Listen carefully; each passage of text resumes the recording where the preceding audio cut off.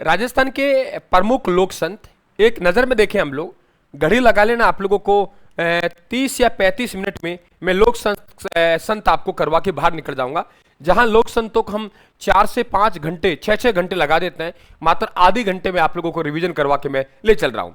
देखो, लोक संत ऐसे व्यक्तित्व जिन्होंने अपने उपदेशों से, अपने ग्रंथों से इसे उपदेश दिए हैं, अपने नियम बनाए, अपने संप्रदाय बनाए और शिष्य परंपरा को आगे बढ़ाई।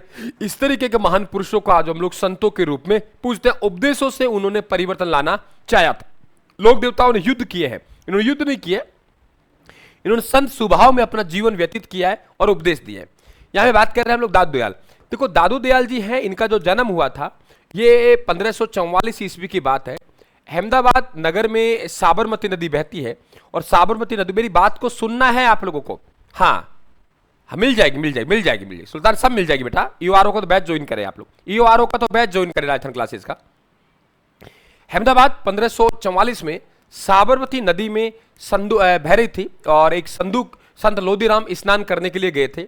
जब संत लोदीराम स्नान करने लगे तो उसको एक संदूक बहती हुई मिली। जब संदूक बहती हुई मिली तो उस संदूक को बाहर निकाला और उसमें एक बच्चा मिला। कौन मिला? एक बच्चा मिला। वो बच्चा नवजात शिशु था, तो वही बच्चा है, वो ही कौन कहलाया? वो ध्यान रखे, दादू दयाल कहलाया।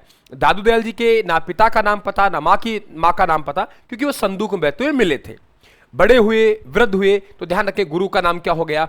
वृद्धानंद हो गया। और जाति से इनके कार्य को देख के, इन कर्म को देख के ऐसा कहा गया कि दुनिया मुसलमान है।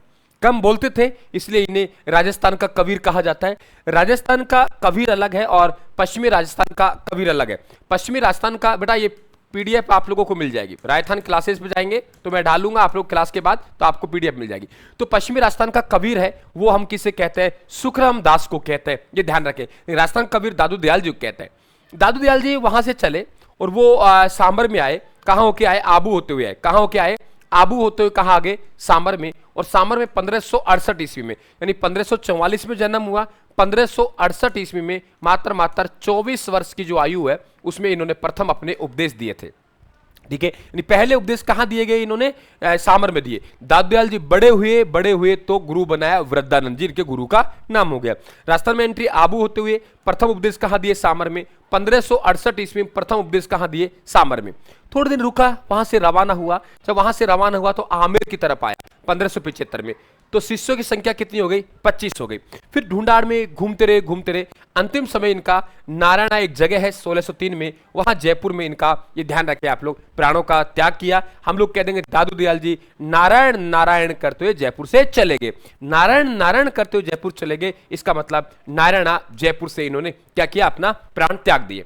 यहां पे इनके जो गद्दी पे बैठे उनके गरीबदास बैठे। बताते हैं दादू पंथी लोग हैं, उनके अपने नियम होते हैं।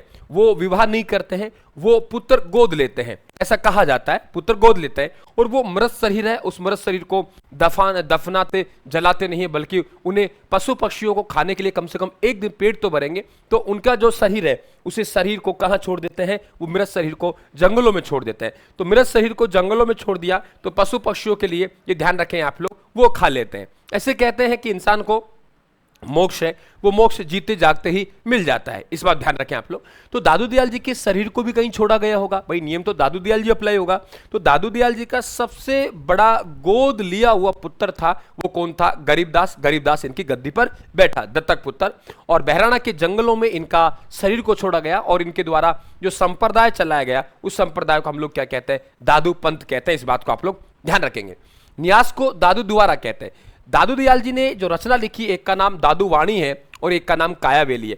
दादू वाणी में जो भाषा रखी वो सधुकड़ी रखी थी, यानी आप लोगों के ढूंढाड़ी क्षेत्र की भाषा रखी गई थी। कायावेली, दादू दयाल जी के शरीर से कोई दोस्ती नहीं है, दादू पंथी दादू दयाल है, वो शरीर को जंगलों में छोड़ दिया, मृत शरीर को, ताकि पशु पक्षी अपना पेट भर सके। तो हम एक लाइन बोलेंगे, दादू दयाल जी की काया बेली नहीं है। काया का मतलब दोस्त, बेली काया का मतलब शरीर, बेली का मतलब दोस्त, यानी ग्रंथ का नाम दादू वाणी और काया बेली हो गया। उपदेश इन्होंने कहां दिया? यानी पहला उपदेश इनका अकबर के द्वारा 1585 में दिया गया। कहां दिया गया? 1585 में। यानी दादू दयाल जी की मुलाकात जो हुई वो फतेहपुर सीकरी उत्तर प्रदेश में अकबर से हुई और अकबर ने इनसे प्रेरणा लेकर गौ हत्या पर क्या लगाई? रोक लगाई। शिष्य परंपरा धीरे बेटा आज क्लास जमकर शेयर होना चाहिए, आज आप लोगों का पूरा योगदान होना चाहिए, आज लगना चाहिए कि वाकई यार गुरुजी आप में हम आपके साथ हैं। तो आज आपको जमकर क्लास को लाइक और शेयर करेंगे, जो आपने कभी सोचा नहीं होगा वो आपको आर्ट एंड कल्चर में दे के जा रहा हूं। कुल शिष्य कितने हैं? 152 है। 152 को अपन लोग दो भागों में डिवाइड कर देंगे। इधर तो हमारे पास 52 हो गया, इस 52 को तो 52 स्तंभ कहते हैं। ऐसे कहते हैं दादू दयाल जी के जो मुख्य शिष्य है वो मुख्य शिष्य कितने थे? तो हम लोग कहेंगे गुरुजी 52 थे, इसलिए इन्हें 52 स्तंभ के नाम से जाना जाता है। फिर बाकी के हमारे 100 बचे, 100 को हम लोग क्या कहेंगे? एकांतवासी, यानी कुल शिष्य। क्या कहा मैंने?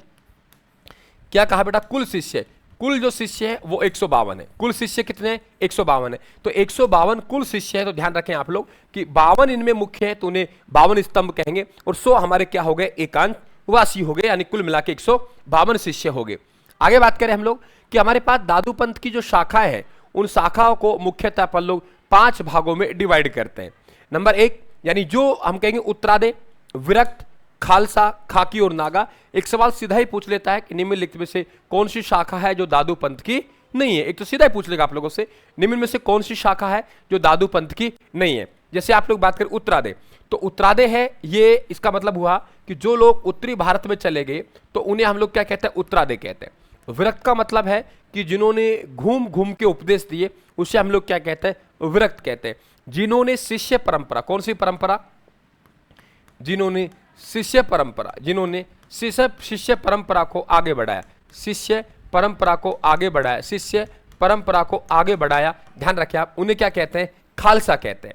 और जिन्होंने नाम मात्र के वस्त्र पहने और नाम मात्र के वस्त्र पहन के आगे चले उन्हें हम लोग क्या कहते हैं? ध्यान रखें आप लोग, नाम मात्र के वस्त्र पहने और वस्त्र पहन के आगे चले, हमने उन्हें क्या कहा है? खाकी कहा है।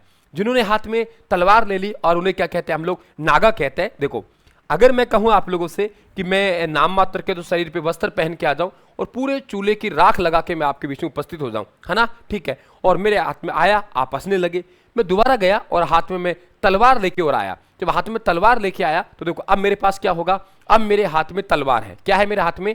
तलवार है। जब मेरे हाथ में तलवार है तो अब आपसे पूछा कैसा लगा आपके गुरुजी? बहुत सुंदर लगे। यानी खाकी है, नागा है, दोनों के कौन है? सुंदरदास है, प्रवर्तक, खालसा के गरीबदास है। ये भी ध्यान रखें, दादू पंथ की 6 शाखाएं मैंने आपके समक्ष रखी हैं। अब इसके बाद इनके शिष्य परंपरा पर हमें जरूर ध्यान रखना पड़ेगा। जैसे संत रज्जब जी हैं, संत रज्जब जी हैं, उन्होंने दूल्हे के भेष में आजीवन अपने उपदेश दिए। ध्यान रखें आप लोग, क्या कहा मैंने? रज्जब जी ने दूल्हे के भेष में, किस भेष में बेटा? दूल्हे के वेश में, दूल्हे के वेश में आजीवन अपने क्या दिए? उपदेश दिए, उपदेश रहे। तो रज्जब जी हैं दूल्हे के कौन से संत हैं जिन्होंने दूल्हे के वेश में उपदेश दिए? तो आप लोग कहेंगे रज्जब जी। रज्जब जी री 2 रचना ध्यान रखना आप लोग, रज्जब जी री वाणी और सर्वंगी। हम लोग कहेंगे रज्जब जी री वाणी के उपदेश सर्वंगी दिए, मतलब सभी जगह दिए। रज्जब जी री वाणी के उपदेश सर्वंगी दिए, मतलब सभी जगह दिए। इसके बाद इनका सुंदरदास जी कौन है? सुंदरदास जी हैं, इन्हें हम लोग दूसरा शंकराचार्य के नाम से जाना जाता है।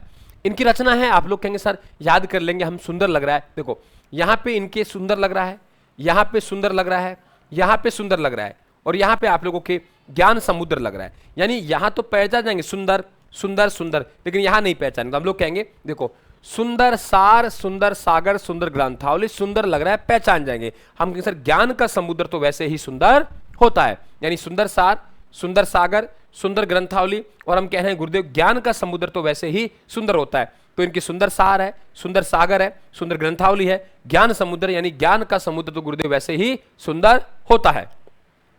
अध्यात्म प्रबोध अनर्वाणी, यानी गरीबदास जी की 2 रचनाएं, एक तो अध्यात्म प्रबोध है, एक अनर्भे वाणी है। याद कैसे करेंगे? हम लोग कहेंगे गरीब आत्मा से प्रभु का बोध करता है। याद करने का तरीका देखिए, गरीब आत्मा से प्रभु का बोध करता है तो अनर्भे हो जाता है। गरीब आत्मा से प्रभु का बोध करता है तो अनर्भे हो जाता है। बालिंदा जी हैं, उनकी रचना आरिलो है, और जगन्नाथ जी की रचना गुणगंजनामा है। ये दादू दयाल जी की शिष्य परंपरा और उनके मैंने आप लोगों को यहाँ पे जो बताया है वो ध्यान रखें आप लोग, वो आपके क्लियर हुआ।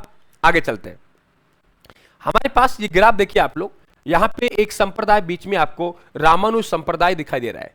ये बेटा आप लोगों के रामानुज संप्रदाय के जो संस्थापक है वो ध्यान रखें, उनका नाम रामानुचार्य है। क्या नाम है?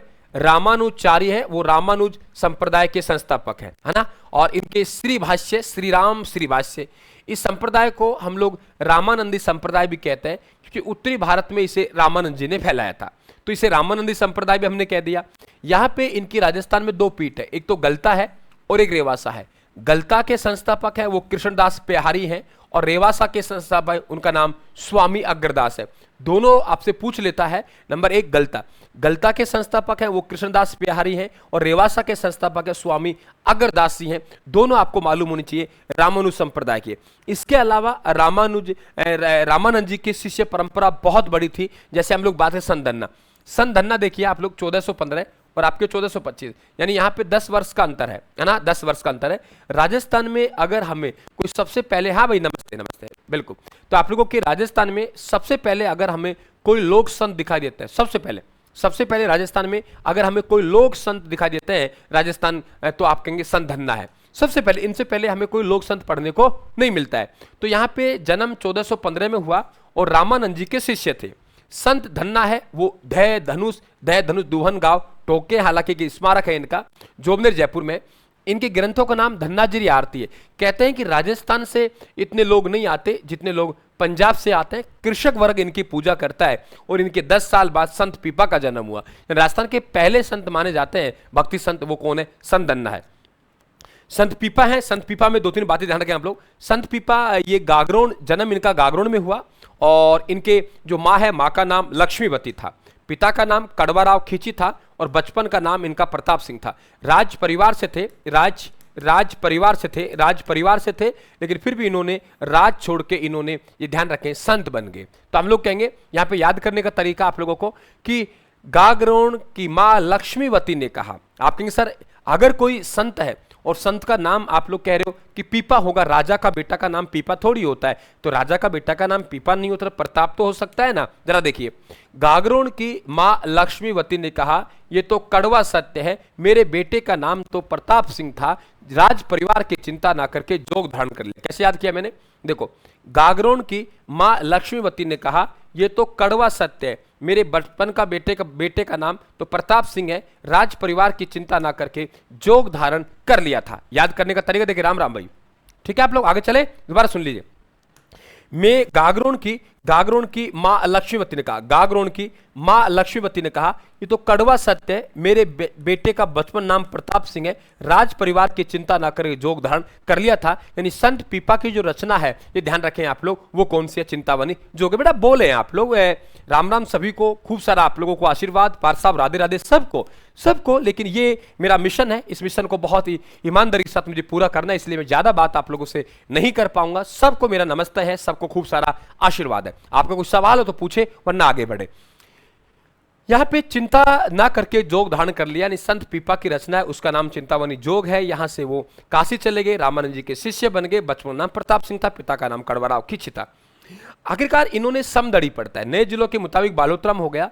यहां पे इन्होंने दर्जी का काम शुरू किया, कहा कि मुझे मांग के नहीं खाना है, मैं यहां कमा के खाऊंगा। तो ध्यान रखें आप लोग, इन्होंने दर्जी का काम शुरू किया। आज भी दर्जी समुदाय का लोग इन्हें पूजते हैं आराध्य के रूप में, और समदड़ी बालोतरम इनका मंदिर है। टोडा टोक में इनकी गुफा है, या कि छत्री की बात करें, छत्री कहाँ है? गागरोन में। ये हमारे पास कौन है? संत पीपा की प्रमुख रचना है, उसको ध्यान रखेंगे आप लोग। वो रचना कौन सी है? चिंतावनी जोग। और याद भी होगा, राज परिवार की चिंता ना करके संत पीपा ने जोग धारण किया था। संत रैदास, जिन्हें हम रविदास कहते हैं, ये भी आप लोगों के इसी ग्राफ से निकल के आएंगे यहां से, ये ध्यान रखें आप लोग। बनारस से थे, और ऐसे कहते थे कि पैसा चोरी करते थे पिता का, और गरीबों को बांट दिया करता था। पिताजी ने बहुत समझाया, है ना। हाँ सर, एक मेरी बात सुनो, आप अच्छे नहीं पढ़ाते हो। अरे तो भाई बुद्धा राम नहीं पढ़ाता यार, तू टेंशन क्यों ले रहा है?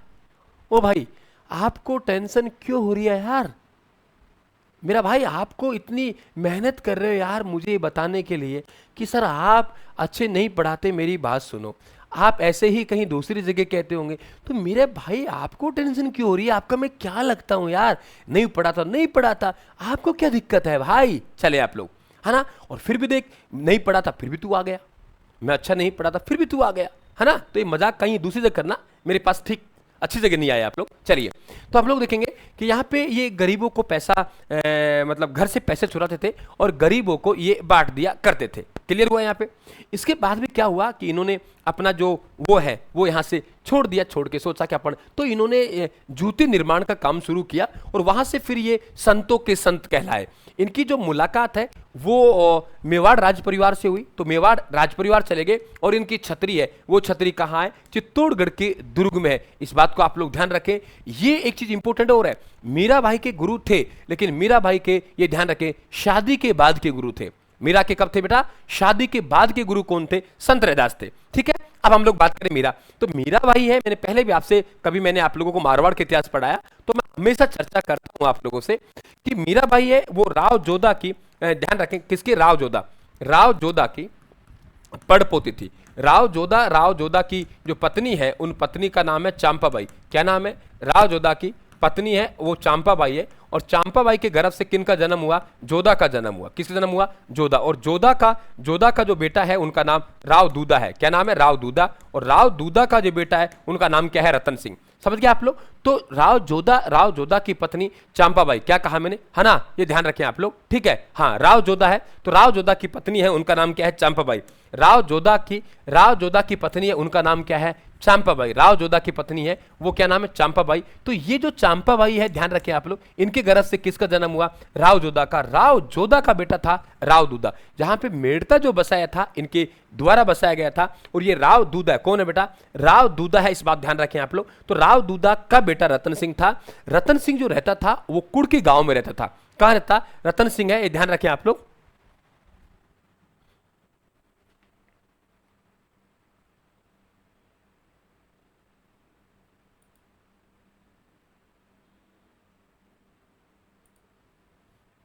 है ना? तो ध्यान रखें आप लोग, यहां पे कौन था? रतन सिंह था। तो ये जो बेटा रतन सिंह है, वेरी इंपॉर्टेंट, ये रतन सिंह कहां रहता? कुड़की गांव में रहता था। तो कुड़की गांव आजकल तो ब्यावर में गया ये। तो बचपन का नाम मीरा का क्या था? पेमल था। तो पेमल का जन्म यहां हुआ, लेकिन इनका जो बचपन बीता वो बचपन कहां बीता? ध्यान रखें आप लोग, मेड़ता बीता। कहां बीता? मेड़ता बीता। और मीरा का दादा था तो राव दूधा था, यानी मीरा का बचपन मेड़ता में बीतता है, और मीरा का दादा था तो क्या था? राव दूधा था। क्लियर? इसके बाद में आप लोग ध्यान रखें, इनका जो मंदिर था वो बिल्कुल आप लोग चित्तौड़ में तो है ही है, लेकिन यहां ध्यान रखें एक इनका जो मंदिर है वेरी इंपॉर्टेंट, वो मंदिर कहां है? चार भुजा जी का मंदिर है, जिसे हम लोग मीरा मंदिर के नाम से भी जानते हैं। समझ गए? तो ये चार भुजा जी का मंदिर है वो मेड़ता में राव दूधा ही बनवाते हैं। और इनके गुरु है ना बेटा, गुरु एक नहीं हुए हैं, गुरु एक नहीं, उनके गुरु कई हैं। जैसे आपसे पूछेगा इनके प्रारंभिक गुरु कौन है, आप कहेंगे राजपुरोहित चंपावत जी। ठीक है, आगे चलते हैं हम लोग। ठीक है, इसके बाद आगे बात करें हम लोग, धार्मिक गुरु हैं वो है गजाधर गुर्जर गौड़। क्या कहा? गजाधर गुर्जर गौड़। और तीसरा बात करें आध्यात्मिक गुरु है, उनका नाम है परशुराम आचार्य। और शादी के बाद गुरु हैं संत रैदास। इन बातों को आप लोग अच्छी तरीके से ध्यान रखना है। नंबर एक, प्रारंभिक गुरु कौन हो गया? राम, आप लोग राजपुरोहित चंपा।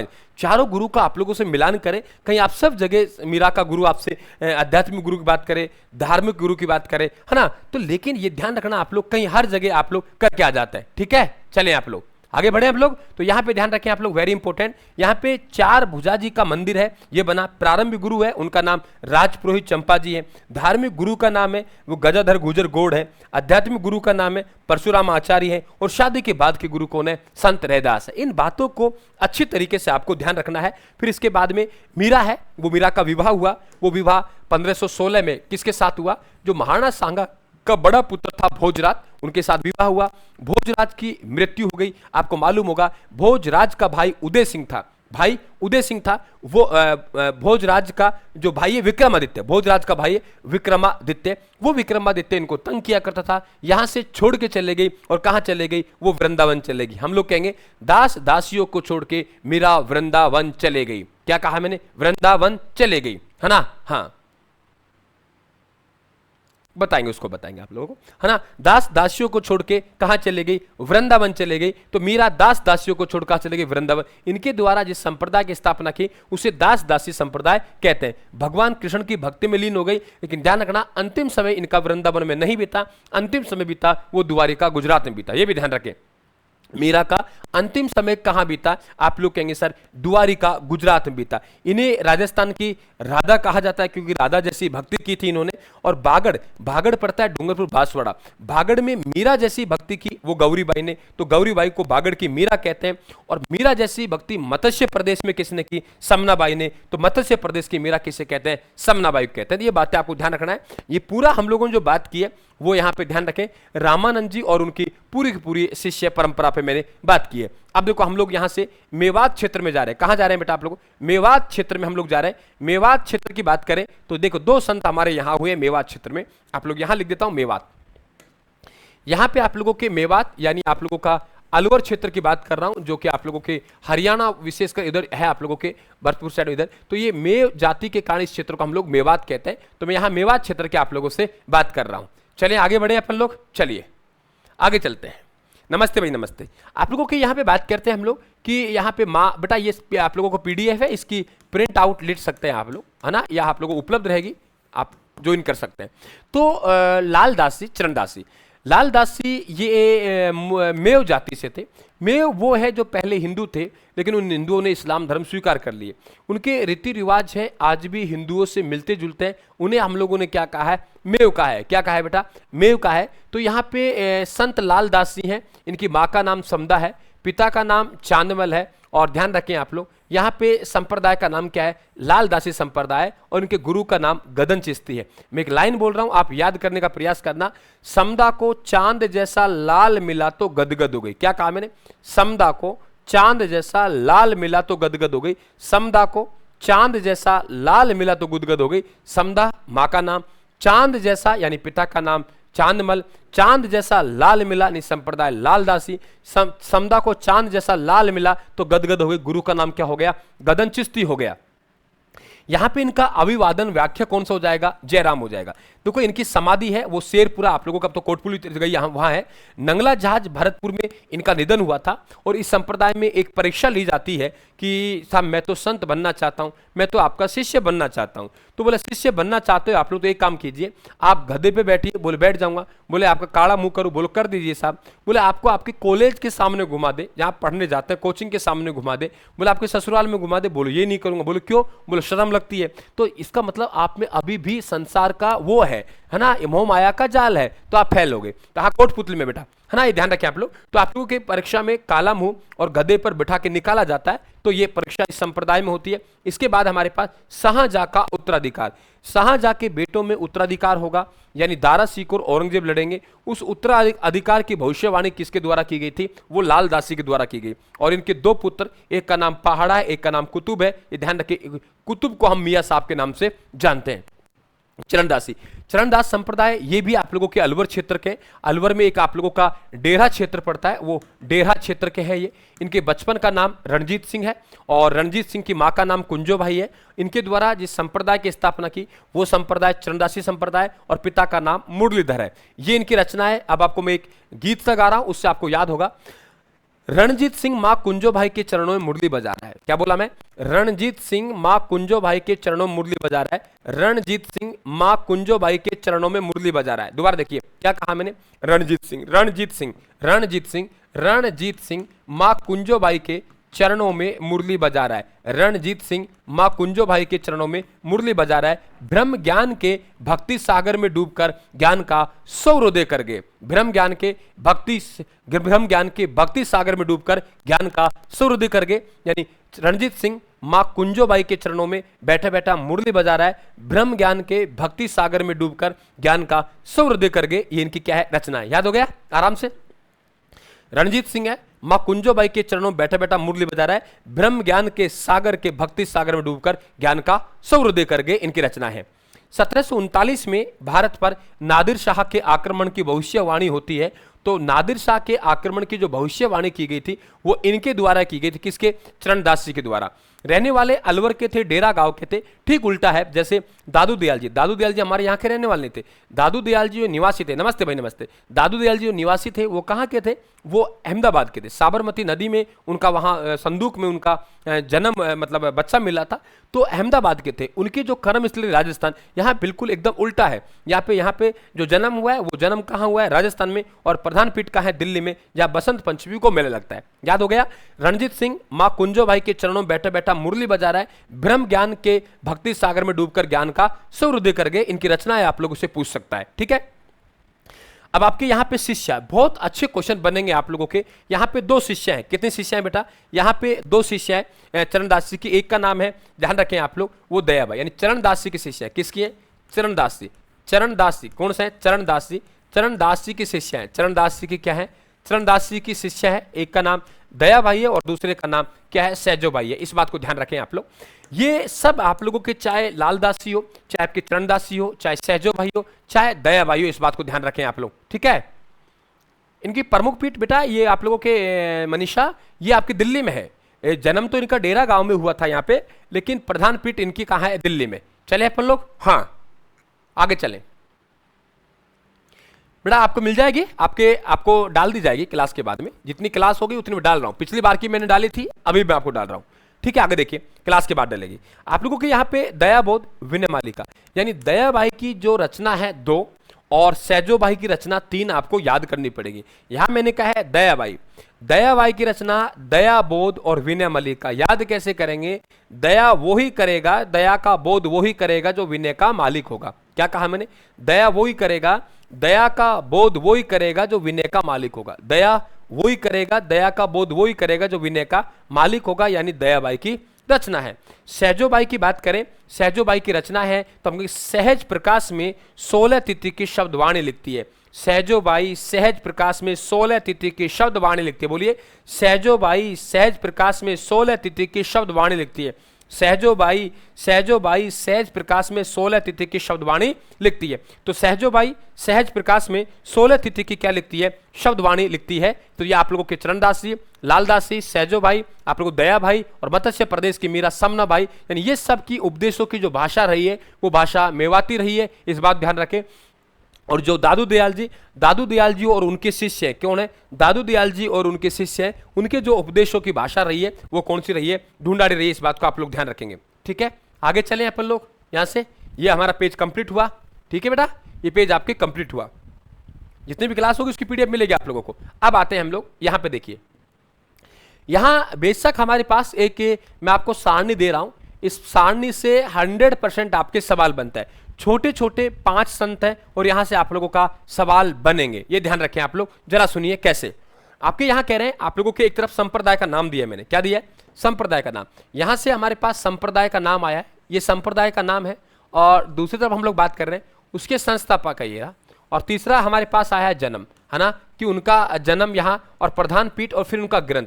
ये 5 कॉलम मैंने बनाए हैं। इसमें समझ गए आप लोग? एक तरफ तो संप्रदाय का नाम पूछेगा, दूसरा उसका संस्थापक पूछेगा, तीसरा जन्म पूछेगा, चौथा प्रधान पीठ पूछेगा और 5वां ग्रंथ पूछेगा। जरा देखिए, मैं आपको 2 मिनट में याद करवा देता हूं। एक बार पहले वैसे समझा दूं, फिर आपको एक गीत से सुना दूं, बता दूंगा। परनामी संप्रदाय, यानी संप्रदाय का नाम परनामी हो गया। संस्थापक प्राणनाथ जी हो गए। जामनगर गुजरात में इनका जन्म हुआ। पन्ना मध्य प्रदेश में प्रधान पीठ है। और कुजलम स्वरूप इनकी क्या है? ध्यान रखें आप लोग, इनकी रचना है। फिर आपने सर राजस्थान में क्यों पढ़ा रहे हैं? राजस्थान इसलिए पढ़ा रहा हूं कि इनको मानने वाले हैं, वो मानने वाले वो कहां है? आदर्श नगर जयपुर में रहते हैं। राजस्थान में मानने वाले हैं जो आदर्श नगर जयपुर रहता है। गीत गा रहा हूं मैं, जरा सुनना। कुजलम स्वरूप ने कहा, कुजलम स्वरूप ने कहा, जाम लगा गुजरात में तो प्राण निकले पन्ना मध्य प्रदेश में। कुजलम स्वरूप ने कहा, कुजलम स्वरूप ने कहा, जाम लगा गुजरात में तो प्राण निकले पन्ना मध्य प्रदेश ने। कुजलम स्वरूप ने कहा, जाम लगा गुजरात में तो प्राण निकले पन्ना मध्य प्रदेश में। ठीक है, नमस्ते भाई, नमस्ते। सवाल बहुत आएंगे इस क्लास से। अलख्य संप्रदाय, देखो अलख्य संप्रदाय के जो संस्थापक हैं वो कौन है? संत लालगिरी। अलख्य संप्रदाय के संस्थापक कौन है? संत लालगिरी। संत लालगिरी रहने वाले कहां के थे? चूरू के। है ना। और इनकी प्रधान पीठ कहाँ है? बीकानेर। बीकानेर का जो जूनागढ़ का दुर्ग है, बताया जाता है जूनागढ़ के दुर्ग के बिल्कुल सामने। इनकी दो रचनाएं आपके सामने हैं यहाँ पे, वो देखिए आप लोग। यहाँ पे एक तो कुंडली है और एक अलख स्तुति प्रकाश है। आप कैसे पढ़ेंगे अपन लोग? देखिए, अलखीय संप्रदाय, संस्थापक लालगिरी, रहने वाले चूरू के, प्रधान पीठ बीकानेर, और इनकी रचना है कुंडलियों और अलख स्तुति प्रकाश। जरा सुनिए आप लोग। कुंडलीय ने कहा संत लालगिरी चूरू से चले, अलख जगाई बीकानेर में। याद कीजिए, कुंडलीय ने कहा संत लालगिरी चूरू से चले, अलख जगाई बीकानेर में। कुंडलीय ने कहा संत लालगिरी चूरू से चले, अलख जगाई बीकानेर में। कुंडली ने कहा संत लालगिरी चूरू से चले, अलख जगाई बीकानेर में। यानी संत लालगिरी हैं जो रहने वाले चूरू के हैं, अलखीय संप्रदाय के संस्थापक हैं, प्रधान पीठ कहाँ है? बीकानेर में।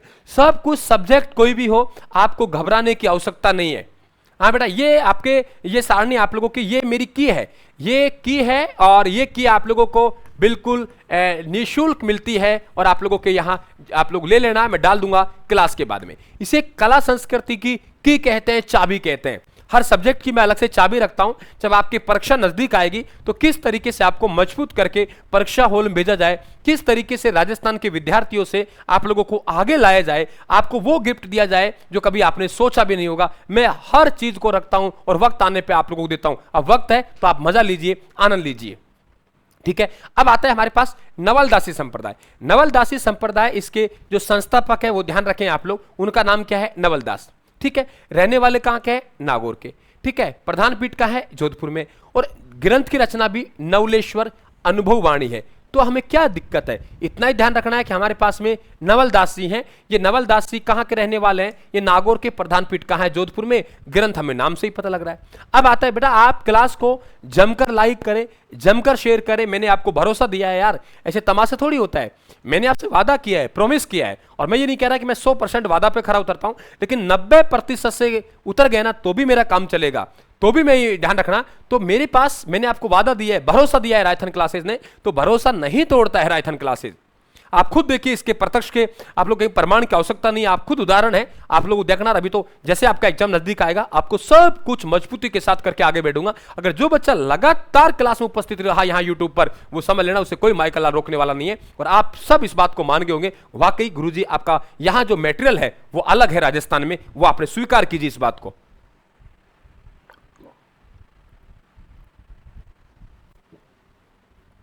चलिए आगे आगे देखिए। अब यहां पे हमारे पास संप्रदाय बना गूदड़ संप्रदाय। देखो, गूदड़ संप्रदाय की बात करें अपन लोग, तो गूदड़ संप्रदाय के संस्थापक कौन हो गए? संत दास जी हो गए। और प्रधान पीठ का है दातरा भीलवाड़ा में है।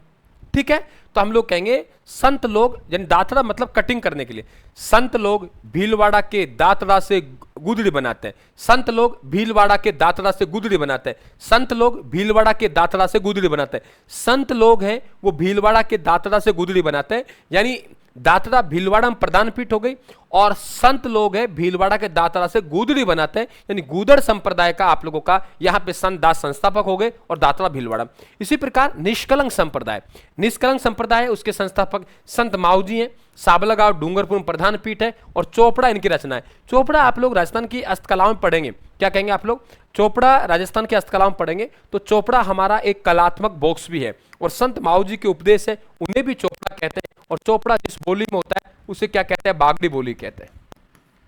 चोपड़ा जिस बोली में होता है उसे क्या कहते हैं? बागड़ी बोली कहते हैं। चोपड़ा जिस बोली में होता है उसे क्या कहते हैं? बागड़ी बोली कहते हैं। तो हमने कहा है निष्कलंक संप्रदाय भीलवाड़ा के, देखो साबला गांव के डूंगरपुर में, साबला गांव डूंगरपुर के चोपड़ा में मावा रखते हैं ताकि निष्कलंक रहे। साबला गांव डूंगरपुर के चोपड़ा में मावा रखते हैं ताकि निष्कलंक रहे, यानी निष्कलंक संप्रदाय के संस्थापक कौन हो गए? संत माऊजी हो गए, संत माऊजी हो गए, संत माऊजी हो गए। ठीक है, कौन सा गांव है भाई आपका? ऐसा कौन सा गांव का है आपका? चले आगे। अब देखो, हमारे पास यहाँ पे एक संप्रदाय है जिसे हम लोगों ने जम्बोजी और जसनाती संप्रदाय है। दोनों में 2-3 सन है, आप लोगों को ये अच्छी तरीके से आप लोगों को ध्यान में रखने हैं। यदि यहां देखें आप लोग, तो हमारे पास में जाम्बोजी, जाम्बोजी का जन्म है, वो ध्यान रखें आप, 1451 में हुआ। अब मैंने 1451 के साथ साथ आपको 1508 भी लिखा है, क्योंकि ये थोड़ा सा 1 क्लिक में देख लेना आप लोगों को कि आपसे सन पूछा है या आप लोगों से संवत पूछा है। क्या पूछा है? सन पूछा है या आप लोगों से संवत पूछा है। अगर सन में आप 57 प्लस कर देंगे तो आपका संवत बन जाएगा। मुझे लग रहा है कि पुराने जो आप लोगों से लोक संत पूछेगा तो 100% ध्यान रखना, उनमें आपसे संवत पूछेगा।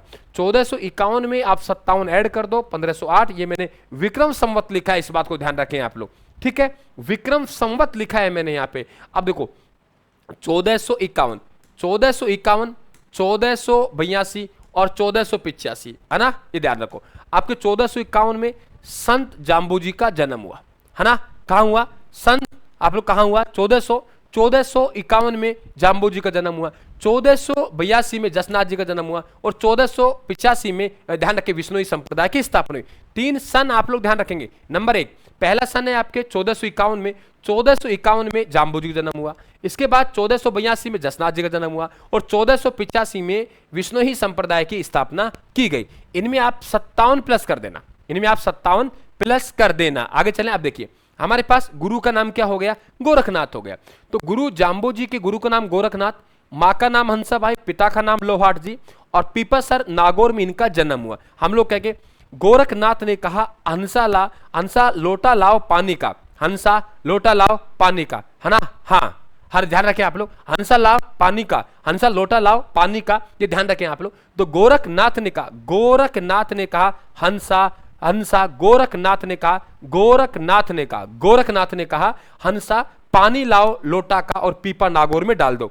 तो गोरखनाथ गुरु का नाम, माँ का नाम हंसा, पिता का नाम लोहार जी और जन्म स्थल का नाम पीपासर नागौर हुआ। इस बात ध्यान रखें आप लोग। यहाँ पे विष्णुई संप्रदाय की स्थापना जो की वो कहाँ की गई? समराथल बीकानेर में की गई। समराथल बीकानेर में विष्णुई संप्रदाय की स्थापना हुई, जिसे हम लोग धोरा स्थल कहते हैं। तो 1485 में, ठीक है? मंदिर इनका कहाँ है? मुकाम बीकानेर में। इन्हें भगवान कृष्ण का अवतार कहते हैं, इन्हें विष्णु का अवतार कहते हैं, गहला गूंगा ऐसे कहते हैं। जाम्बू जी महाराज बहुत समय तक नहीं बोले थे, ये ध्यान रखें आप लोग। तो इसे हम लोग क्या कहते हैं? गहला गूंगा कहते हैं। विश्व में सबसे बड़ा संदेश अगर किसी ने दिया है तो वो विष्णु ही संप्रदाय के द्वारा दिया गया है। वृक्ष यानी पर्यावरण को लेकर, और ध्यान रखें आप लोग, पर्यावरण लेकर ये संदेश दिया गया है, ध्यान रखें आप लोग। तो इन्हें पर्यावरण वैज्ञानिक के नाम से भी जाना जाता है, ये पर्यावरण वैज्ञानिक है। देखो यहाँ पे गोवलवास, गोवलवास का मतलब होता है अस्थायी निवास। हमारे विष्णुई भाई कई बार कहते हैं कि वहां से पलायन करते थे, या कई बार कहते हैं ये संसार को अस्थायी है, इसे गोवलवास कहा गया। तो अस्थायी निवास को गोवलवास कहते हैं। जो पे स्थान है उसे सांथरी कहते हैं। और जाम्बू जी महाराज जो अभिमंत्रित जल दिया करते थे, उस अभिमंत्रित जल को हम लोग पाहल कहते हैं। अभिमंत्रित जल क्या कहते हैं? पाल कहते हैं। और मूल नाम धनराज था। इन्होंने सिकंदर लोदी से मुलाकात की। जिस तरीके से दादू दयाल जी ने अकबर से मुलाकात की, अकबर ने गौ हत्या पर रोक लगाई, ठीक ऐसे ही ध्यान रखें आप लोग। यहाँ पे जाम्बू जी महाराज सिकंदर लोदी से मुलाकात करते हैं, और ध्यान रखें आप लोग सिकंदर लोदी से प्रेरित होकर गौ हत्या पर क्या लगाता है? रोक लगाते हैं। जसनाथ जी के गुरु का नाम गोरखनाथ, इधर भी गोरखनाथ, इधर भी गोरख। और मैंने कहा आपसे 1451 में जाम्बू जी का जन्म, 1482 में विष्णु ही संप्रदाय की स्थापना, माफी चाहूंगा, 1451 में जाम्बू जी का जन्म, 1482 में जसनाथ जी का जन्म और 1485 में विष्णु ही संप्रदाय की स्थापना हुई। उनका मूल नाम धनराज है। और यहां पे ध्यान रखें जसनाथ जी का मूल नाम जसवंत है। सिकंदर लोदी इनसे मिलते हैं और प्रेरित होकर गौ हत्या पर रोक लगाते हैं। सिकंदर लोदी इनसे मिलते हैं और सिकंदर लोदी है, ध्यान रखें आप, कतरेसर बीकानेर में जसनाथ जी को 500 बीघा जमीन देते हैं। ऐसे कहते हैं कि आप लोगों के यहाँ पे बात करें आप, हमीर जाट है इनके पिता का नाम है। कई कहते हैं कि इनका गोद लिया हो पुत्र है, इनको कहीं तालाब पे मिला था। तो ध्यान रखें आप, पिता का नाम क्यों हो गया? हमीर जाट हो गया। माँ का नाम क्या हो गया? रूपा दे हो गया। पत्नी का नाम क्या हो गया? काजल दे हो गया। यानी हमीर जाट की पत्नी, हमीर जाट की पुत्र वधु काजल डालती है, रूप पत्नी पर आता है। हमीर जाट की पुत्र वधु काजल डालती है, रूप पत्नी पर आता है। यानी हमीर जाट की पत्नी रूपा दे, तो ये पिता हो गया, ये माँ हो गया, ये पुत्र वधु, तो यहां पे जसनाथ जी की ये क्या हो गई? पत्नी हो गई। जसनाथी जो सिद्ध हैं वो कौन है? जसनाती सिद्ध। वो धधकते हुए अंगारों पर नृत्य करते हैं। जो धधकते हुए अंगारों पर नृत्य करते हैं उसे हम लोग अग्नि नृत्य के नाम से जानते हैं, और धधकते हुए अंगारों पर नृत्य करते हैं उसे अग्नि नृत्य के नाम जानते हैं। और अग्नि नृत्य के बोल होते हैं फत्ते फत्ते। आप यहाँ पे फायरे फायरे मत कर देना, फायरे फायरे है जो भीलों का रणघोष है। फायरे फायरे क्या है बेटा? भीलों का रणघोष है। यहाँ पे धधकते हुए अंगारों पर जब नृत्य किया जाता है तो धधकते हुए अंगारों पर नृत्य उसे क्या कहते हैं? फत्ते फत्ते कहते हैं। इनका मंदिर है वो कहाँ है? कतरियासर बीकानेर में। ध्यान रखना, कतरियासर बीकानेर में। अब देखो अपने अपने बहुत से नेम है, जैसे हम लोग बात करते हैं यहाँ पे 42 नेम। 42 नेम है वो किसके हैं? चरणदासी के। यानी जो चरणदासी संप्रदाय, कौन सा बेटा? चरणदासी। चरणदासी संप्रदाय है वो चरणदासी संप्रदाय। चरणदासी संप्रदाय के हम लोग नेम कितने बताएंगे? 42 नेम है। जसनाती संप्रदाय के नेम कितने हैं? 36 है। जसनाती कौन से बेटा? जसनाती। जसनाती संप्रदाय के नेम कितने? 36 है। 29 नेम है वो विष्णोही संप्रदाय के। कौन संप्रदाय के? विष्णोही संप्रदाय के 29 नेम है। 11 नेम आई माता के। तो कभी आपसे मिलान करे, ध्यान रखना 11 नेम किसके हैं बेटा? आई माता के। हाँ, भीलों का रणघोष फायरे फायरे। तो आप लोगों के 11 नेम है ये आई माता के हैं। विष्णुही समाज के नियम है उन्हें ध्यान रखें 29 है। जसनाती संप्रदाय के नेम 36 है और चरणदासी संप्रदाय के नेम 42 है। इन्हें आप लोग ध्यान रखेंगे, ठीक है? इन्हें आप लोग ध्यान रखेंगे। ओके, चलिए अपन लोग, हाँ, इन्हें ध्यान रखेंगे कौन संप्रदाय के कितने नियम है। अब अपन लोग चलते हैं यहां से। एक संप्रदाय आप लोगों के जो कि भगवान कृष्ण से रिलेटेड है। यहां से भी कई बार आप लोगों के सवाल बन जाते हैं। जैसे हम लोग बात करते हैं आप लोगों के वल्लभ संप्रदाय। देखो वल्लभ संप्रदाय भगवान कृष्ण रिलेटेड है। गौड़ीय संप्रदाय ये भी भगवान कृष्ण संबंधित है। और यहाँ पे निम्बार्क संप्रदाय ये भी भगवान कृष्ण संबंधित है। तीनों में क्या क्या डिफरेंट है उसे अपन लोग देखते चलेंगे। इस बात को ध्यान रखें आप लोग, ठीक है? चले अपन लोग आगे चले, आगे चलते हैं। भूमिका, आप लोग बहुत इंटेलिजेंट बच्ची हो। मुझे मालूम नहीं है कि आप बच्चे हैं कि बच्ची है, मुझे मालूम नहीं है, लेकिन आप बहुत बहुत ज़्यादा इंटेलिजेंट है। पता नहीं आप तो क्यों यूट्यूब पे आगे, मालूम नहीं है। आप तो बहुत विद्वान हैं, आप तो बहुत विदुषी हैं आप लोग। आप तो पता है कैसे आ गए, आपको तो बहुत बड़ा वो रहना चाहिए, बहुत विद्वान है। आपको नमन करते हैं आपकी विद्वता को, लेकिन हमें डिस्टर्ब ना करें, हमारे विद्यार्थियों को आगे बढ़ने दें, हमें आगे बढ़ने दें आप लोग, ठीक है? आप लोग बहुत बहुत आप लोगों को तो धन्य है माँ बाप जो आपको जन्म दिया है। और ऐसे आप पता नहीं लड़का है लड़की मुझे मालूम नहीं है, लेकिन माँ बाप को आपने धन्य किया है। इस बात को ध्यान रखें आप लोग। आराम से पढ़िए आप लोग, ठीक है? आराम से पढ़िए। आपको मन नहीं है पढ़ने का तो आराम चले जाइए आप लोग। किसी को सत नमन है, किसी को क्या है, किसी को क्या है। ये भाषा आप लोगों की बताती है कि आप बहुत इंटेलिजेंट है। गलती से पता नहीं कैसे यूट्यूब पे आ गए आप लोग। चलिए आगे, आगे चलते हैं। वल्लभ संप्रदाय, वल्लभ संप्रदाय की बात करें तो देखो नाम से ही पहचान रहे आप। वल्लभ संप्रदाय ये हमारे पास कौन हो गया? वल्लभाचार्य हो गया। ये जो वल्लभाचार्य है ये भगवान कृष्ण से रिलेटेड है। पहले तो आप ये ध्यान रखेंगे, भगवान कृष्ण के बाल रूप की पूजा होती है। वह वल्लभ, वह बाल, और बाल रूप से होती है तो यहाँ पे बालक छोटा होता है तो अणु भी क्या होता है? छोटा होता है। इसे हम लोग अणुभाष्य कहते हैं। यानी वल्लभाचार्य है, वल्लभाचार्य वल्लभ भगवान कृष्ण से रिलेटेड है। जब भगवान कृष्ण रिलेटेड है, भगवान कृष्ण के बाल रूप की पूजा होती है। वह वल्लभ संप्रदाय, वह बाल रूप, और बालक छोटा होता है यानी अणु होता है तो वह वल्लभ, वह वल्लभाचार्य। बालक छोटा होता है, भगवान कृष्ण के वह बाल रूप की पूजा होती है, और अणु भी छोटा होता है। यानी इनका ग्रंथ का नाम क्या है? अणुभाष्य है, ठीक है? अब इनके नाथ द्वारा राज संबंध, क्या कहा मैंने? क्या कहा मैंने? देखिए आप लोग क्या कहे तो आप लोगों के यहाँ पे नाथ द्वारा क्या बनता है? राज संबंध बनता है। नाथ द्वारा राज संबंध है तो नाथ द्वारा राज संबंध ध्यान रखें। महाराणा राज सिंह, आपको मालूम होगा कि गोवर्धन पर्वत उत्तर प्रदेश में श्रीनाथ जी की मूर्ति थी। औरंगजेब ने क्या किया?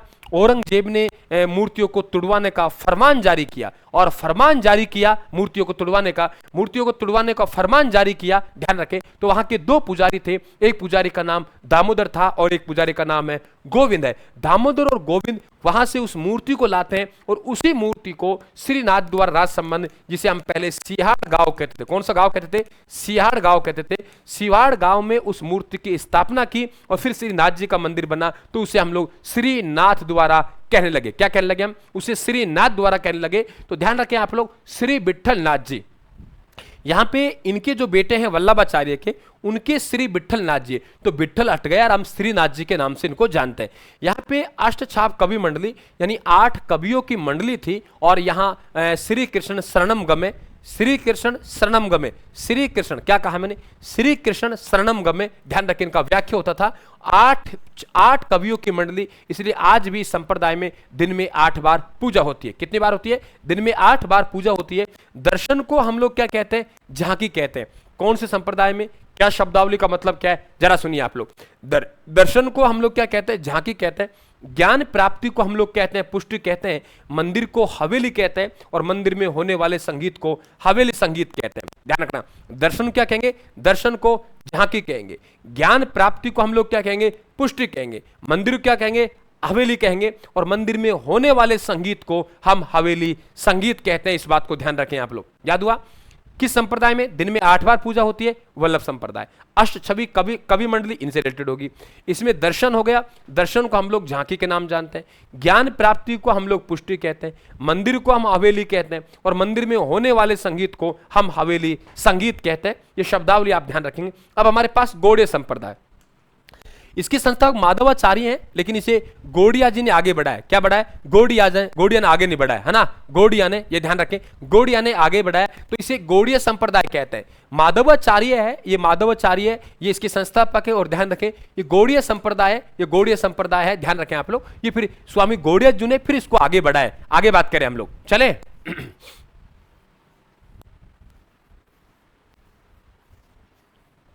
यहां पे देखिए हम लोग, यहां पे कृष्ण बात करें, गौड़ीय संप्रदाय, ये ध्यान रखें आप लोग। गौड़ीय संप्रदाय माधवाचार्य, ये ध्यान रखें, भगवान कृष्ण से रिलेटेड है और इसमें राधा और कृष्ण की पूजा की जाती है। अब एक चीज ध्यान रखें आप लोग, यहां पे राधा कृष्ण पूर्ण है, पूर्ण प्रग भाष्य, वहां अणुभाष्य, और यहां पे देखेंगे वेदांत परिजात भाष्य। तो वेदांत परिजात भाष्य निम्बार संप्रदाय का है, पूर्ण प्रग भाष्य गौड़ीय संप्रदाय का है, वल्लभ संप्रदाय का अणुभाष्य है, और श्री भाष्य वो रामानंदी संप्रदाय का है। जयपुर में जो मंदिर है आप लोगों का वो गोविंद देव जी का, करौली में मदन मोहन का मंदिर है, इससे रिलेटेड है। निम्बार संप्रदाय है, निम्बार्कचार्य है, भगवान कृष्ण की पूजा करते हैं। इसकी प्रधान पीठ है राजस्थान में सलेमाबाद अजमेर में है। आपने पढ़ा होगा कि हमारे पास एक नदी है रूपनगढ़ नदी, रूपनगढ़ नदी के किनारे सलेमाबाद अजमेर में, ध्यान रखें कि प्रधान पीठ है। राजस्थान में सलेमाबाद वाली पीठ के जो संस्थापक रहा है वो ध्यान रखें, वो संस्थापक कौन रहा है, तो वो रहा है आप लोगों के परशुराम जी। और परशुराम जी कौन से, 36वें नंबर के परशुराम जी हैं, सीकर के रहने वाले हैं। राजस्थान प्रधान पीठ सलेमाबाद अजमेर में, रूपनगढ़ नदी के किनारे है, और राजस्थान में इसके संस्थापक रहे। तो ध्यान रखें आप लोग, आपके सामने क्लियर हुआ, ठीक है। आगे चलते हैं।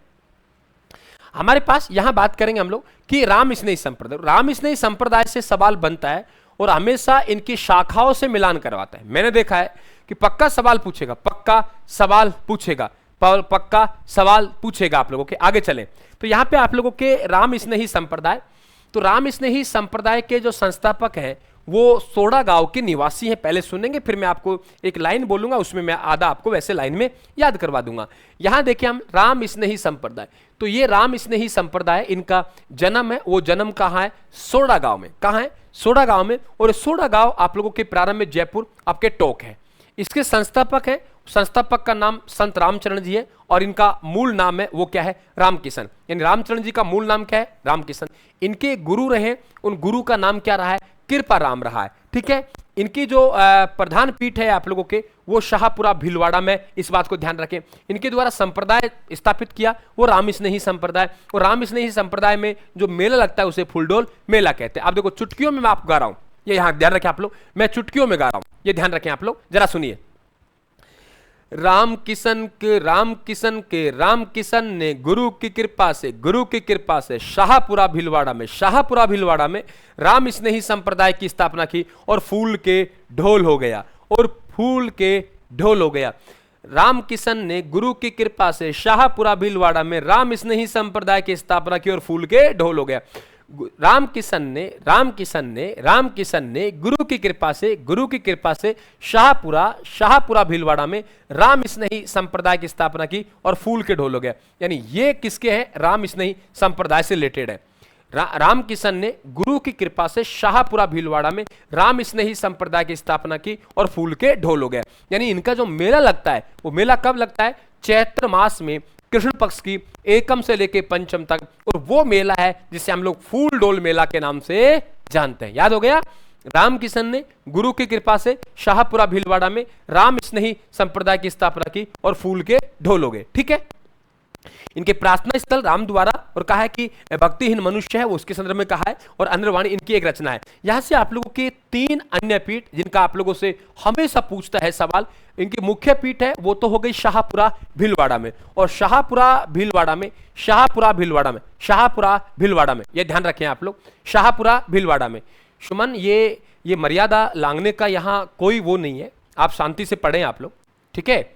हाँ, ये ध्यान रखना, ये चीजें आप लोग ज्यादा इंटेलिजेंट बनने का प्रयास करते हैं ना आप लोग, कि इस तरीके से ये कमेंट कर करके मेरा कोई नाम चल जाएगा या मेरा माँ बाप का नाम रोशन हो जाएगा।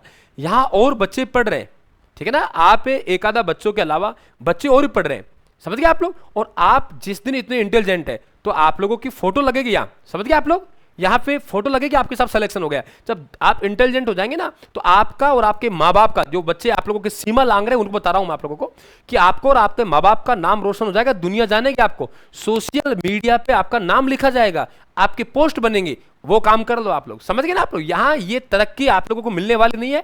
और रही बात इन चीजों को, मुझे कोई फायदा नहीं है आपको डांटने का, मैं डांटने का मैंने ठेका नहीं ले रखा है, मैं आराम से शांतिपूर्ण तरीके पढ़ाता हूं, लेकिन कुछ आपको आईना बताना पड़ता है मुझे बीच बीच में, है ना। ये ध्यान रखना आप लोग, आप जिस तरीके से सोच रहे हैं कि ये मैं बहुत बड़ा काम कर रहा हूं, ये तुच्छ काम है, समझ गए आप लोग। ये काम एक निम्न स्तर का काम है, कमेंट डिलीट करना, कमेंट लिखना, फिर उठपटांग बातें करना, किसी को सशक्त नमन करना, ये नीचे स्तर का काम है। और इस स्तर काम को तो बाद में कर लेना, इस स्तर को जब नौकरी लग जाए ना तब बाद में कर लेना। मैंने आप लोगों को डांटने के लिए नहीं, आपको मेरे अच्छा पढ़ा सकता हूं मैं, आपको लाइन पे किस लाऊंगा, मैं आपको लाऊं, दूसरे को लाऊं, तीसरे को लाऊं, तो मैंने आपको ठेका नहीं लगा कि आपको लाइन पे लेके आऊं, लेकिन बीच बीच में आपको आईना बताना है कि हम किस स्तर से आदमी कर रहे हैं, हम किस स्तर की हमारी इमेज जा रही है, समझ गए आप लोग। और ये नाम लिख रखा है ना आप लोगों ने, नाम भी यहां ओरिजिनल नहीं है, समझ गए, नाम भी ओरिजिनल नहीं है।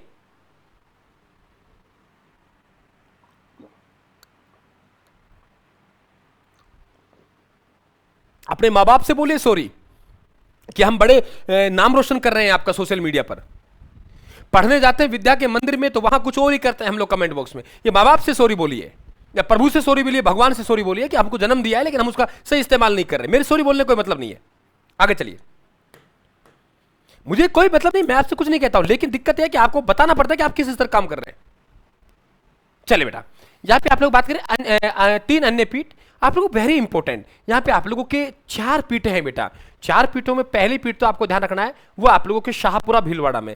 वो शाहपुरा भीलवाड़ा की तो वो तो मूल पीठ है, राम स्नेही संप्रदाय की मूल पीठ है। वो कहां है? शाहपुरा भीलवाड़ा में। कहां है? शाहपुरा भीलवाड़ा में। तो आपके 3 अन्य पीठे ध्यान रखें आप लोग। यहां पे आप लोगों के नंबर 1 3 अन्य है, एक तो वो हो गई, यहां पे आप लोग रैंड, दूसरा आप खेड़ापा, और तीसरे से मैं कह रहा हूं 100% सवाल बनता है, एक और डाल दीजिए आप लोग शाहपुरा। ये शाहपुरा भीलवाड़ा मूल पीठ है और इसके संस्थापक स्वयं आपके ध्यान के रामचरण जी है, और यहां मेला लगता है उसे फुल डोल मेला है। इसके अलावा 3 पीठ यहां देखिए आप लोग, रेण रेण रेण रेण रेण नागौर में। हम कहेंगे सर नागौर में ट्रेन चलती है तो झीलों के बीच से पटरी जाती है, तो वो ट्रेन क्या होगा? धीरे धीरे धीरे धीरे धीरे धीरे, है ना। तो ध्यान रखें, मेड़ता सिटी नागौर है, ये मेड़ता सिटी नागौर है। तो इसमें ट्रेन धीरे धीरे होगी तो गुरुजी हमारी नैन खुल जाती है। नागौर में ट्रेन धीरे होगी तो हमारी नैन खुल जाती है रेण। खेड़ापा, यही ट्रेन अगर जोधपुर में जाएगी तो खड़ खड़ खड़ खड़ खड़ करेगी। तो खेड़ापा कहां हो गया? जोधपुर में। और सिंगथल कहां हो गया? बीकानेर में। इसके संस्थापक दरियाव जी हैं, लेकिन खेड़ापा के संस्थापक की बात करें रामदास, और सिंगथल के संस्थापक हरि रामदास। दोनों में अंतर है। एक तरफ हमारे पास हरिदास है, हरि रामदास है, हरि रामदास है येरा, और एक तरफ हमारे पास क्या है? रामदास। अब दिक्कत यह हो गई कि सर रामदास को कई बार यहां आ जाता है सिंगदल, और हरि रामदास कहां यहां आ जाता है, इसका इलाज क्या करना है? तो आपको निशानी ध्यान रखनी है। क्या ध्यान रखनी बेटा? आपको निशानी ध्यान रखनी है कि सिंगथल बड़ा है खेड़ापा की बजाय, और रामदास की बजाय हरि रामदास बड़ा है। तो बड़े के साथ बड़ा और छोटे के साथ छोटा। सिंगथल बड़ा तो हरि रामदास बड़ा, बड़े के साथ बड़ा, खेड़ापा छोटा तो रामदास भी छोटा। आपको निशानी रखनी है। क्या रखनी है बेटा? निशानी रखनी है। आपको निशानी रखनी है बड़े के साथ बड़ा और छोटे के साथ छोटा। आपको निशानी रखनी है बड़े के साथ बड़ा और छोटे के साथ छोटा। यानी हरि रामदास का जो ग्रंथ है उसका नाम क्या है? निशानी।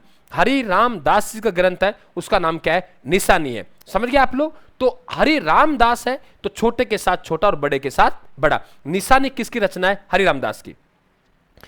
इस संप्रदाय के 5 भाग, जैसे आपके गृहस्थी, प्रवृत्ति, विरक्त, परमहंस और विधि। ध्यान रखना आप लोग, गुरु जी गृहस्थी लोगों की एक प्रवृत्ति होती है, वो विरक्त हो जाते हैं, परमहंस होके विधेय हो जाते हैं। क्या कहा मैंने? गुरु जी गृहस्थी लोगों की एक प्रवृत्ति होती है कि वो विरक्त हो जाते हैं, परमहंस होकर विधेय हो जाते हैं। गृहस्थी लोगों की एक प्रवृत्ति होती है कि वो विरक्त हो जाते हैं और परमहंस होकर क्या हो जाते हैं? विधेय हो जाते हैं। तो ध्यान रखिए, ये आपके इस संप्रदाय की पीठ है। इसके अलावा एक हमारे पास संत हरिदास जी है, ये इनका नाम हरि सिंह डाकू था। तीखी डूंगरी इनकी तपस्या चल रही है, ये ध्यान रखें आप। और इनके द्वारा निरंजन संप्रदाय की स्थापना की गई। इन्हें कलयुग का वाल्मीकि कहा गया और घरवारिया नियंग कहा है। लास्ट चरण हमारा लोक संतों की तरफ, बस 5 मिनट में आपको लोक संतों से बाहर निकाल रहा हूं। कुछ आप लोगों के छोटे छोटे हैं, उनकी बात कर लेते हैं हम लोग। सबसे पहले बात करेंगे हम लोग कि आचार्य तुलसी, यहां पे ऊंदरिया पंथ। देखो ऊंदरिया पंथ भीलों से रिलेटेड है, इतना ध्यान रखें आप लोग। कांचरिया पंथ है, इसमें भी भीलो आप लोगों के दक्षिण राजस्थान से रिलेटेड है। आचार्य तुलसी लाडनू नागौर से हैं, जैन विश्व भारती के ये संस्थापक है, इस बात को आप लोग ध्यान रखें, ठीक है। इसके बाद मैं सबसे पहले एक इंसान हूं, फिर एक आचार्य हूं, फिर एक जैन हूं, ये आचार्य तुलसी ने कहा है। संत चतुर्दास जी बुटाटी गांव नागौर के हैं, आप देखो कई बार इलाज के लिए लोगों को ले जाते हैं, इस बात को आप लोग ध्यान रखें, ठीक है। हाँ बेटा, रामदास अलग है, रामचरण जी अलग है ना, रामदास जी अलग है। आपके यहां बात कर रहे हैं कि दुर्लभ जी हैं, इन्हें राजस्थान का नरसिंह कहते हैं, बागड़ धनी कहते हैं। शक्कर पीर बाबा ये मुस्लिम संत है, आपके नरहड़ के पीर बागड़ का धनी कहते हैं। और यहां पे पागलपन का इलाज किया जाता है, कृष्णा जन्माष्टमी को इनका बेल लगता है। शेख हमीमुद्दीन नागौरी, राजस्थान में अगर कोई सबसे बड़ा उर्स लगता है तो वो ख्वाजा मोहिउद्दीन चिश्ती का लगता है। ख्वाजा मोहिउद्दीन चिश्ती किसके लगता है? ख्वाजा मोहिउद्दीन चिश्ती का लगता है। राज्य में सबसे बड़ा उर्स, यानी मुस्लिम भाई हैं जो मेले को उर्स कहते हैं, तो सबसे बड़ा उर्स है वो किसका लगेगा? ध्यान रखें आप लोग, वो ख्वाजा मोहिउद्दीन चिश्ती का लगता है। और राजस्थान में दूसरा सबसे बड़ा उर्स लगता है वो शेख हमीमुद्दीन नागौरी का लगता है, जिन्हें सुल्तान ए तारकिन यानी सन्यासियों का सुल्तान कहा है ख्वाजा मोहिउद्दीन चिश्ती के द्वारा। ख्वाजा मोहिउद्दीन चिश्ती के द्वारा इन्हें सन्यासियों का सुल्तान कहा है, सुल्तान उल तारकिन कहा है, इस बात को ध्यान रखें आप लोग। ये नागौर के हैं और इन्हें सन्यासियों का सुल्तान या सुल्तान ये जो तारकिन कहा है वो किसके द्वारा कहा गया है? वो ख्वाजा मोहिउद्दीन चिश्ती के द्वारा कहा गया है। चिश्ती संप्रदाय, ख्वाजा मोहिउद्दीन चिश्ती, कहा कि हमारे रास्ते अलग अलग हैं, मंजिल एक हो सकती है। ये आपको मालूम होगा, पृथ्वीराज चौहान तृतीय के समय यहां आए थे, मोहम्मद गोरी के साथ आए थे। और ध्यान रखें आप लोग, इनका जो उर्स है वो 1 रजब से 6 रजब लगेगा। इनकी जीवनी होली बायोग्राफी है, इसमें 2-3 शब्द है, यहां से सवाल बन जाता है आप लोगों का। नंबर 1, इसमें गुरु को पीर कहते हैं, गुरु को पीर कहते हैं, इसमें शिष्य को मुरीद कहते हैं, उत्तराधिकारी को वली कहते हैं, और जहां स्थान है उसे खानका कहते हैं। और ध्यान रखिए, सूफियों का बादशाह कहते हैं, यानी गुरु को पीर, पीरों का पीर कहान है तो गुरुओं को पीर कहते हैं, शिष्य को मुरीद कहते हैं, उत्तराधिकारी को वली कहते हैं, निवास स्थान को खानका कहते हैं। और ध्यान रखिए, ने सूफियों का बादशाह कहा था। यह आप लोगों के लोक संत वाला चैप्टर है, पूरा हुआ आप लोगों के। देखिए, एक पेज इधर और एक पेज इधर, यानी 2 पेजों में आपका लोक संत मैंने पूरा दिया है। यही अंत में हम लोग रिवीजन का सहारा पकड़ते हैं, तो यही होता है हमारे पास में। अब आ जाइए राजस्थान के लोक नृत्य, राजस्थान के लोक नृत्य आ जाइए आप लोग। लोक नृत्य से 100% सवाल बनता है। बड़े टॉपिक थे वो मैंने पहले निकाले हैं, एक मैराथन पहले हो चुकी है आप लोग आर्ट एंड कल्चर की, जिन्होंने नहीं देखा हो तो वो देख लें आप लोग। और अब आप एंट्री कर जाइए राजस्थान के लोक नृत्यों में। कहां एंट्री करेंगे बेटा? राजस्थान के लोक नृत्यों में आ जाइए आप लोग।